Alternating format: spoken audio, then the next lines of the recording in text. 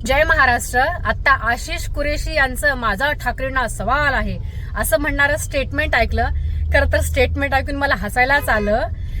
कुरेशींनी ठाकरेंना सवाल करणं म्हणजे सूर्याकडे पाहून थुंकण्यासारखं आहे।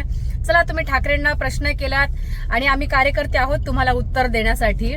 तुम्ही म्हणालात की कोणत्या मोहल्ल्यातला महापौर असेल, तर मोहल्ल्याच्या गोष्टी निदान तुम्ही तरी करू नका, कारण आशिष शेलारचं आशिष कुरेशी हे तुम्ही कोणत्या मोहल्ल्यामध्ये जाऊन धर्मांतर करून आलेले आहात, तुम्ही कोणत्या मोहल्ल्यामध्ये जाऊन चिकन मटन झोडून आलेला आहात, तुम्ही कोणत्या मोहल्ल्यात जाऊन इफ्तार पार्टी सोडून आलेला आहात, इफ्तार पार्टी झोडून आलेला आहात, हे सगळ्यांना माहिती आहे। आणि हो, राहिला प्रश्न महापौरचाच, तर जो मुंबईच्या हितासाठी, जो मुंबईच्या जनतेसाठी 24 तास उपलब्ध असेल, जो मुंबईच्या भविष्याचा, जो मुंबईच्या विकासाच्या गोष्टी करेल, असा ठाकरेंचा शिलेदार जो की मराठी असेल, ना की तुमच्यासारखा गुजरात्यांच्या पायाशी जाऊन जय गुजरात म्हणणारा गुजरात्यांचा चाट्या असेल।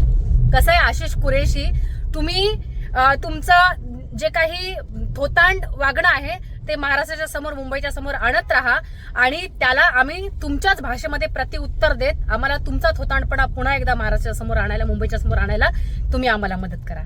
तुर्तास इतकंच। जय महाराष्ट्र।